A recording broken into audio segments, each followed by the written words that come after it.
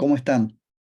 Hoy vamos a tener una reflexión en el siguiente día de esta Semana Santa, que vendría a ser el lunes o lunes santo, como le llaman.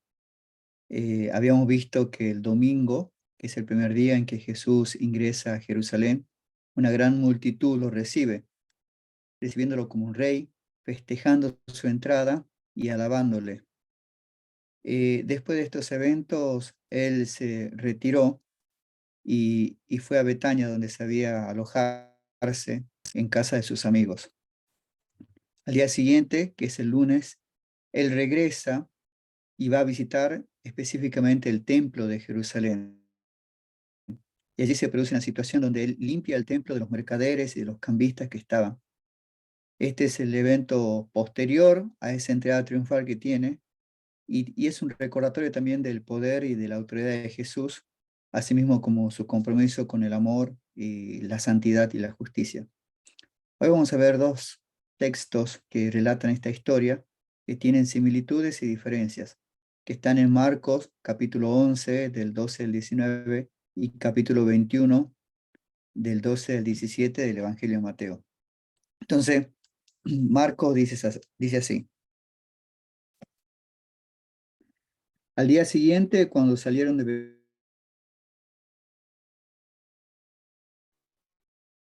tuvo hambre, y viendo de lejos una higuera que tenía hojas, fue a ver si cayó sin hojas, pues no era más coma nadie fruto de ti. Y lo oyeron los discípulos. Vinieron pues a Jerusalén, y entrando Jesús en el templo, comenzó a echar fuera a los que vendían y compraban en el templo, y volcó las mesas de los cambistas y las sillas de los que vendían palomas, y no consentía que nadie atravesase el templo llevando utensilio alguno. Y les enseñaba diciendo: ¿no está escrito, mi casa será llamada casa de oración para todas las naciones? Mas vosotros la habéis hecho cueva de ladrones.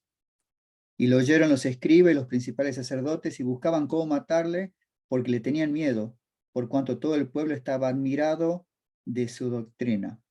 Pero al llegar a la noche, Jesús salió de la ciudad. Y en Mateo capítulo 21 dice: y entró Jesús en el templo de Dios y echó fuera a todos los que vendían y compraban en el templo, y volcó las mesas de los cambistas y las sillas de los que vendían palomas.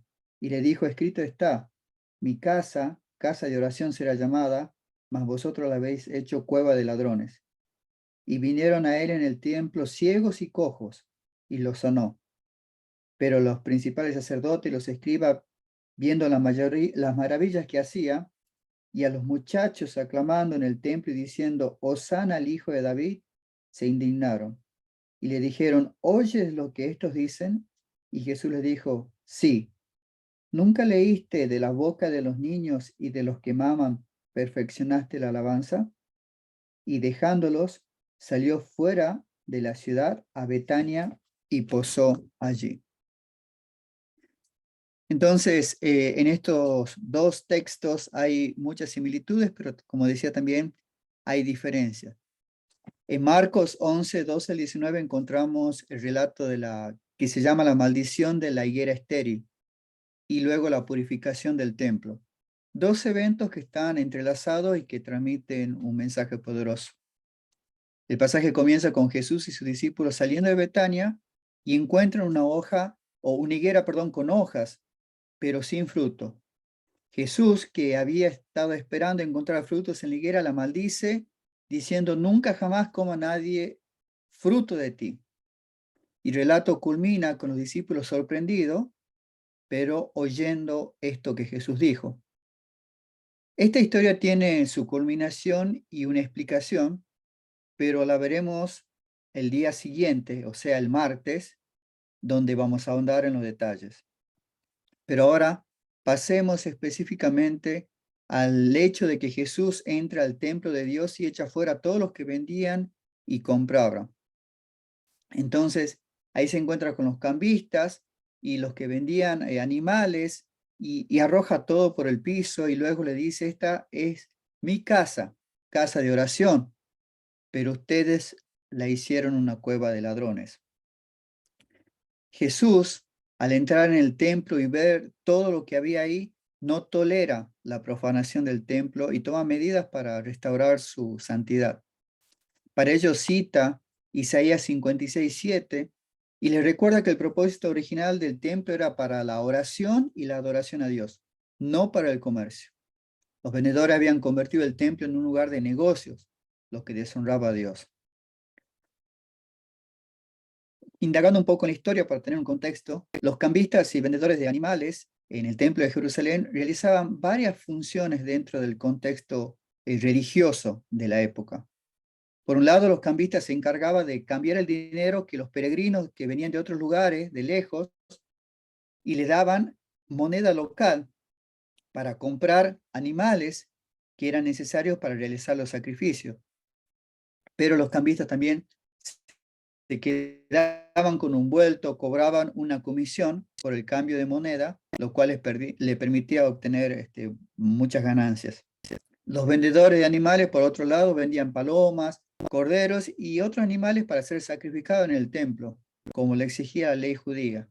Cuando las personas llegaban y no tenían animales, y muchos de estos, por una cuestión también de practicidad, no llevaban sus propios animales, podían comprarlo ahí y le cobraban precios bastante elevados, lo cual le ayudaba también a obtener ganancias.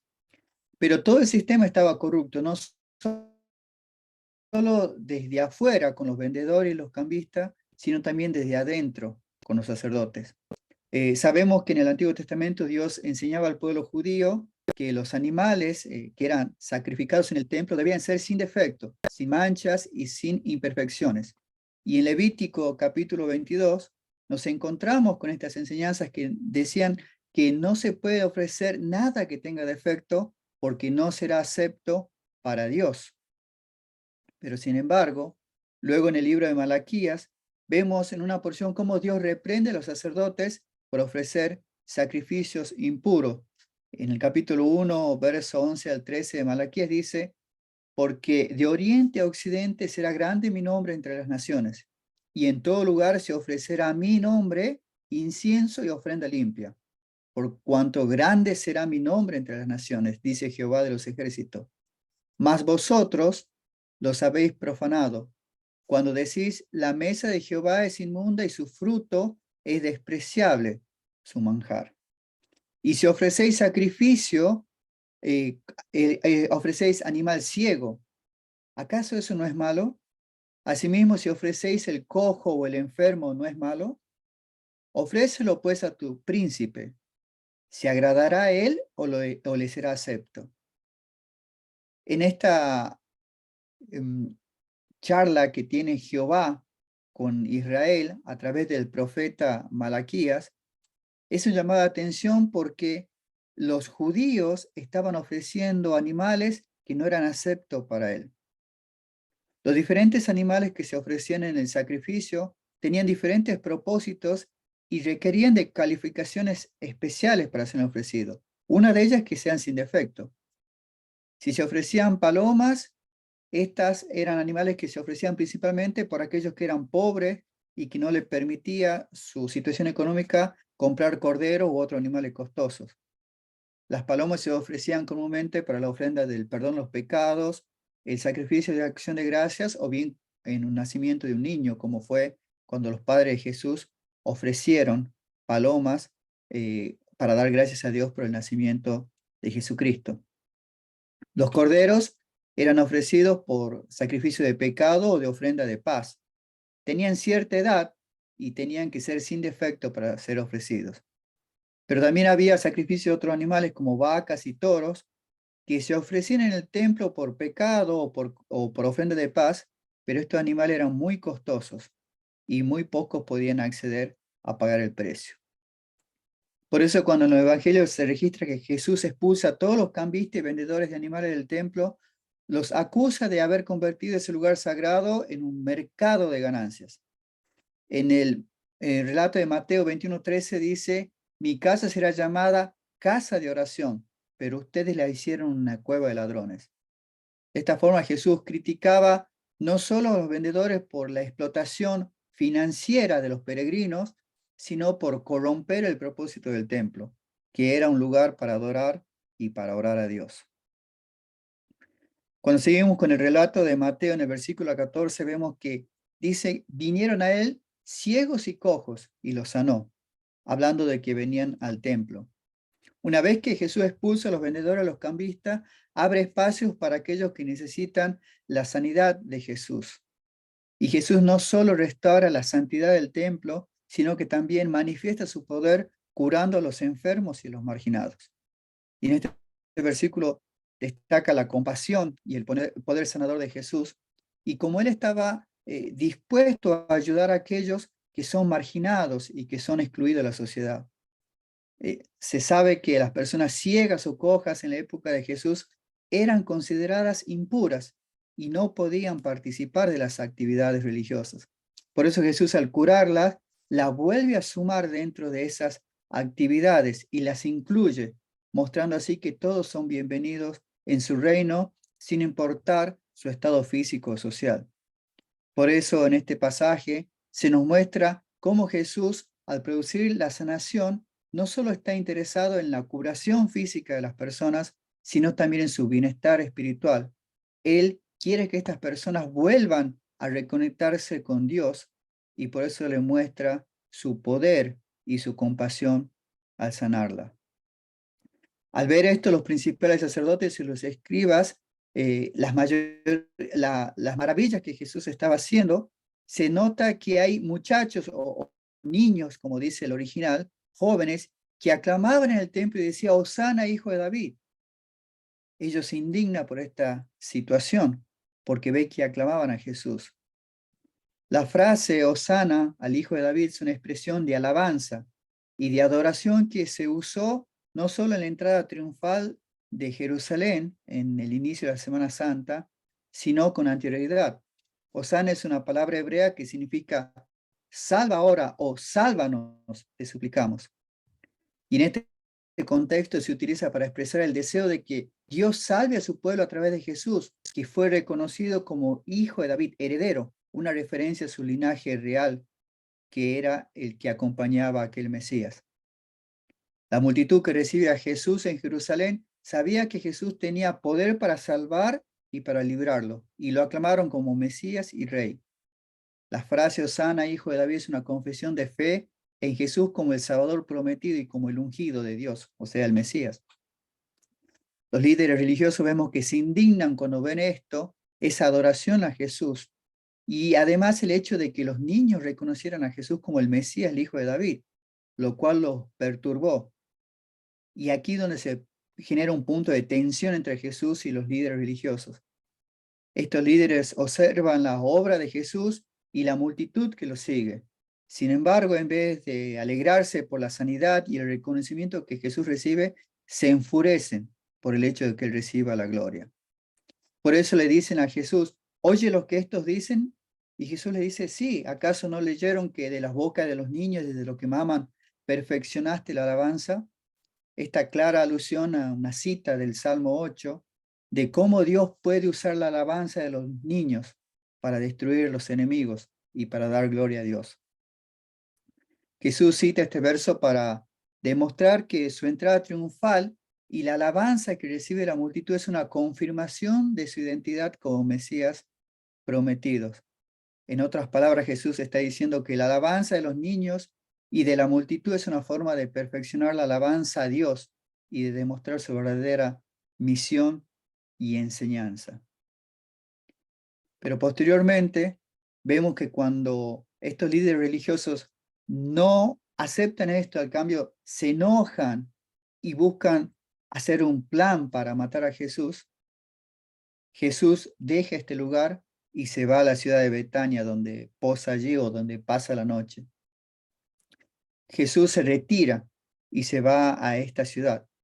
Betania estaba ubicada aproximadamente unos 3 kilómetros al este de Jerusalén y es un lugar que continúa en su vida y que aproximadamente le podría tomar entre 45 minutos o 1 hora y media de camino, de acuerdo a la cantidad de personas que fueran con él. En cuanto a dónde moraba Jesús, se sabe que él no tenía residencia fija, ya que su ministerio implicaba viajar de un lugar a otro. Sin embargo, es comúnmente aceptado que la casa de Marta, María y Lázaro sería la casa donde Jesús se hospedara. Y seguimos teniendo en cuenta que si Lázaro fue resucitado unos días antes, el hecho de estar ahí implicaba que haya una gran multitud también esperándole, y seguramente no podía gozar de la tranquilidad que necesitaba, sino al contrario, que iba a pasar tiempo con las personas que le seguían, que le esperaban ahí, y seguramente realizando milagros y sanaciones que los evangelios no nos cuentan. Para finalizar, quisiera compartir una relación que hay entre este pasaje y un pasaje que también nos cuenta Juan, capítulo 2, versículos 13 al 22, donde ambos nos describen un relato de Jesús entrando al templo y limpiando de los cambistas y de los vendedores de animales. Si observamos con cuidada atención, vamos a ver que son dos episodios diferentes en la vida de Jesús. En el relato que acabamos de leer en Marcos 11 y Mateo 21, Jesús entra al templo en Jerusalén e encuentra a los cambistas y a los vendedores de animales y los expulsa, diciendo: mi casa será llamada casa de oración. Y luego de ese evento, él impide que la gente regrese de nuevo, y en cambio entran los enfermos, los cojos, los ciegos, a los cuales él cura. Y recibe la alabanza de los que estaban ahí, de los niños que estaban en esa zona.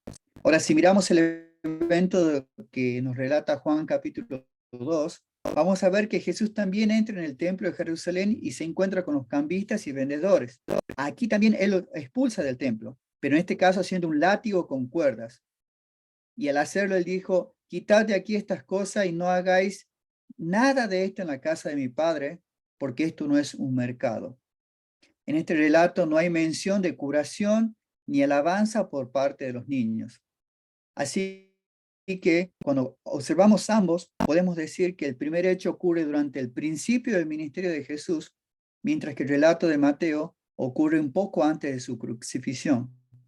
Ambos relatos enfatizan la importancia del templo como casa de oración y el rechazo de la comercialización de la religión, por decirlo así. Los relatos también muestran el poder y la autoridad de Jesús, ya que pudo expulsar a los comerciantes del templo. Y el significado que nos lleva a estos eventos de este día lunes, o lunes santo como se le llama, tiene que ver con la importancia de la purificación que lleva a cabo en el templo. Esta purificación que le hizo Jesús y que tiene un significado simbólico. En primer lugar, es una señal de poder y de autoridad de Jesús sobre el mundo, y también sobre las estructuras religiosas y sociales de su tiempo, como lo es ahora. En segundo lugar, es una señal de compromiso de Jesús con la santidad y la justicia, y su rechazo de cualquier cosa que obstaculice el camino de la comunión de nosotros con Dios.